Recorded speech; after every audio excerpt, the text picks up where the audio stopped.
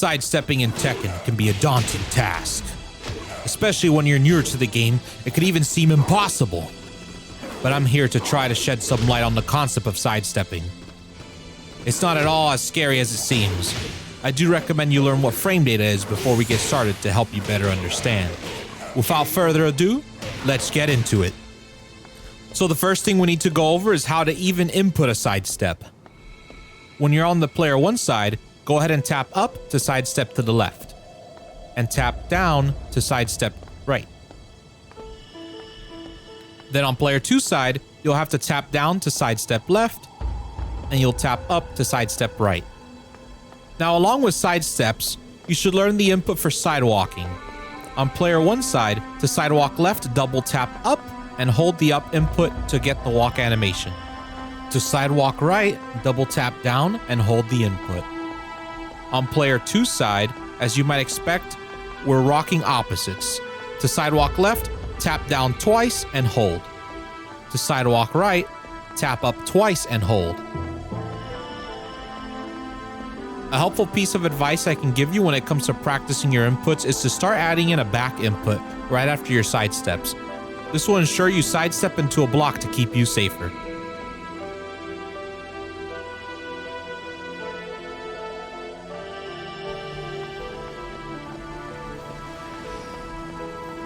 So why even sidestep? Why not just block and punish your opponent? Well, like many other fighting games, not all moves are punishable in Tekken 7. We have a huge array of safe on block or even plus on block moves that leave the user at an advantage to continue offense. In order to deal with some of these types of moves, some of them will be weak to sidesteps or sidewalks. This will make some safe on block or plus on block moves actually punishable. If you're quick enough, you can even launch some of these moves, making your opponent think twice about using the move again. But not all moves in Tekken will be steppable, as some moves will track either left, right,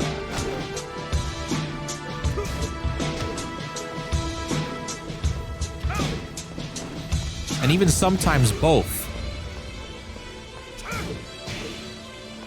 Some of the best homing moves will be identified by the game by adding these particle effects to the attack and labeling them in the move list with this icon. I recommend you find your best homing attacks to use in the heat of battle to help you counter your opponent's movement. Now that you know how to input your sidesteps and why you should learn to use them, let's get started with how to train your sidesteps before hopping online. I know training may not sound appealing, but try to see the benefits of learning something before attempting it in actual gameplay. I'm not going to ask you to sit in practice mode and learn how to step every attack in the roster. This is more so an exercise to get you used to doing the input and the timing behind it. Most of my sidestepping experience came from applying it in my matches and learning from my mistakes. This is a fun way to learn if you want to try it, and you always have the option to go into training mode to practice the trickier ones that you're having trouble with. To practice the input in practice mode, go ahead and select a character like Brian, for example. Go into the training settings and record a 1 jab followed by a 3+4. Very linear moves like 3+4 will be steppable in both directions. Now play the recording and time your sidestep after blocking the jab.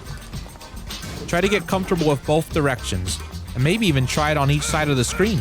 Don't forget to practice your sidewalking as well. Once you've been able to learn the timing to stepping the attack, now try to actually punish it. I recommend a faster punish at first, and then work your way up using a launcher to get a big combo. Remember to visually confirm the miss attack before launching your counter attack. Doing exercises like these will help build muscle memory for inputting sidesteps more naturally in matches. Always remember you could do this with any move you're having trouble with in your actual matches. Practice sidestepping them in practice mode to make it faster to understand them and find their weak side, whether it be sidestep right, sidestep left, or even both. The final thing I recommend you work on in practice mode is learning about when it's safest to try to sidestep. We're going to talk frame data, but I don't expect you to learn all the frame data in the game before you can go sidestep in real matches. I'll explain the basics to get you started. When it comes to frame data, we're going to look into our own moves first. Traditionally, from my research and experience, Sidestepping from minus frames shouldn't go below -4 for starting out, unless you have an extreme read. Sidestepping takes time as a movement, and allowing this movement to take place sooner is going to help you get successful steps in way more often. The ranges I typically recommend to keep your sidesteps as safe as possible are anywhere between -4 up to your plus frames. If you want to be even safer, you can stay at -3 frame range instead. That's how I started.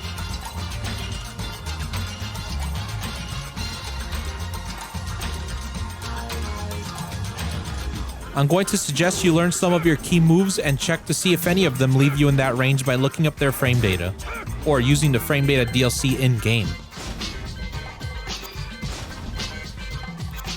I myself will usually go for a down forward one on most characters, or jab into sidestep movement. I've found great success with this, especially when I was starting out. Many of your opponents will love to try to contest your attacks with their own, leaving them open to miss or whiff an attack to your sidesteps after your offense. This makes it so they have to deal with another option in your arsenal. Alright, so you've done some practice and now you have more of a feel for sidestepping. Before entering your matches and practicing an actual play, let me give you some quick advice. Many players in Tekken will try to lead their offense with a one jab or left punch. Reason being that this attack is one of the fastest in the game, coming in at a speedy 10 frames, and it leaves them with a slight advantage on block of +1. This will make it more difficult to interrupt their next attack, so they usually will attack after their jab gets blocked. Remember what I mentioned earlier about the frame ranges for stepping? They just left us at the perfect range to sidestep. We're literally only -1 in this scenario. They better hope their attack tracks, or we're going to flip the switch on them and start our offense instead. For starters, try your best to pay attention to your opponent to see what they like to do after a jab. Don't be afraid to try to sidestep things you're unsure about. You may lose the round or even the match for getting hit, but mastery doesn't come without failure. We'll learn from our mistakes, so even when you're unsure about stepping a move, unless it specifically has those homing particles on it, give it a shot and see. Try sidestep left, sidestep right, sidewalk left, sidewalk right. Another good one to try is to sidestep into a partial sidewalk to create more movement and space. And do not forget to sidestep into a block by holding back afterwards, and then visually confirm if you can punish the opponent for what they did. Something else to take note of is that attacks can realign in Tekken. If your opponent uses forward movement prior to the attack, it can realign to your sidestep and hit you. Be careful with this, especially against characters that can wave dash, as each dash will realign them with you. Okay, so we're learning some basic techniques to start developing a defense against our opponent. But now let's talk about continuing our offense with sidesteps. You can pressure your opponent with attacks and keep yourself at the frame range we spoke of earlier. Step during your offense when you think they might retaliate. If you think they're going to press a button that you can step, go ahead and give it a try. Combining movement into your offense will make you harder to deal with because your opponent will have to take your movement into consideration as another option you have available. This leads us to the next part of using sidesteps in our matches. I do recommend trial and error with your sidesteps while you play the game to continuously improve. However, we can do this in a smarter way. Think of sidesteps as a form of mind game leading up to a counter hit. It's about timing your movement to counter the opponent's attack. Watch the ranges in which they perform certain attacks, and try to counter them with your sidesteps or sidewalks. If your opponent thinks you may sidestep, perhaps they might try to use a homing move. This is where we'll be using our sidestep blocks. After you sidestep, hold back to block to try to gain some information on how your opponent tries to deal with your steps. If you see a lack of attempts to track your movement and a bunch of linear attacks, just go for those sidestep punishes and destroy them where they stand. If they do go for a homing attack, since you block, there's a good chance you'll stay safe. When you see your opponent trying to deal with your sidesteps, start tossing in sidesteps combined with your backdashes every now and then to make it less predictable and force them to have a varied approach. One of the last things I want to mention when it comes to applying your sidesteps in real matches is to keep track of your surroundings. This is super important because you typically won't want your back to the wall, unless we're going to giant swing someone or something of that sort. Use your side steps and side walking to maneuver the stage in your favor. Let's move around the opponent so that the wall is on their backside instead of ours. Now we have a more advantageous position and can try to form wall pressure against them. It would have sucked for us if we had to deal with that, but we stayed aware and let them fall into our trap instead. Bonus time! This will be something to be aware of for our more advanced sidesteppers out there. Have you ever heard of sidestep ducking? As it may sound, this is performed by sidestepping into a down input to perform a duck or crouch. This technique is used by the majority of high-level Tekken players to create stronger sidesteps. It seems to cause your character's hurt box to shrink after a sidestep, causing certain moves to track less than usual.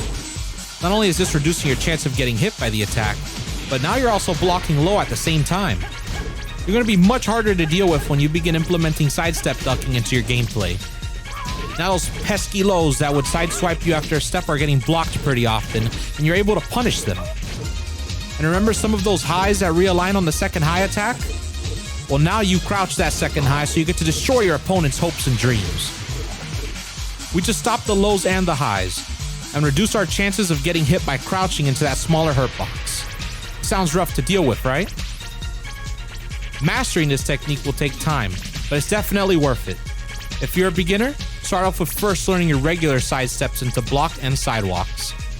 Once you feel ready, you can start adopting step ducking into your play to advance to the next level.